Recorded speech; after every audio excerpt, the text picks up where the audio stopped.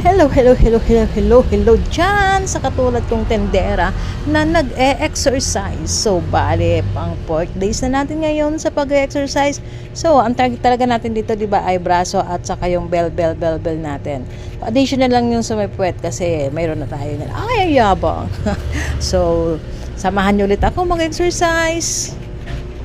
Bali, short time din ulit yung ating exercise kasi araw-araw naman natin yung ginagawa. So, mali natin, makuha natin kagad yung ating target.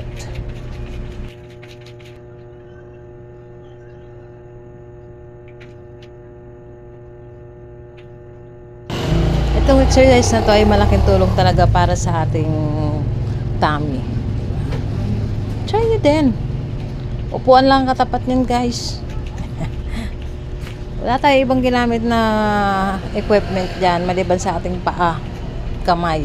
Tayo nang bahalang dumiskarte kung ano yung gusto natin diskarte sa buhay.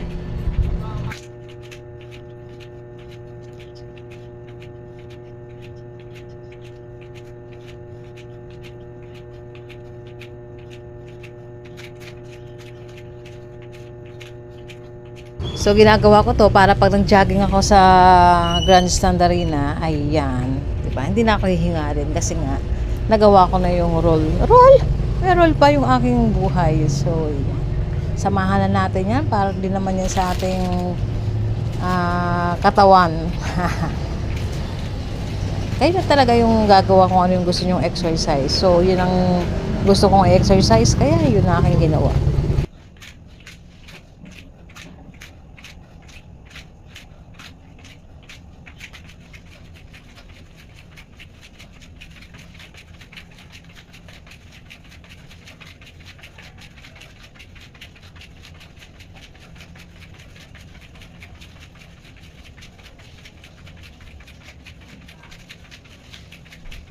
Huwag niyo sasabihin matanda na tayo at hindi natin kailangan ng exercise ha.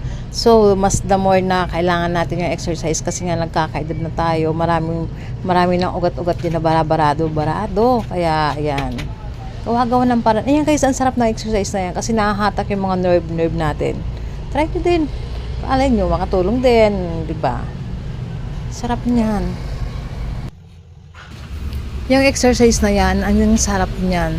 Nahahatak yung mga nerve natin. Try nyo din. Dati abot ko yung talampakan ko, ngayon nakaharang na yung tiyan ko. Ayan, relax natin yung ating kalamnan dyan.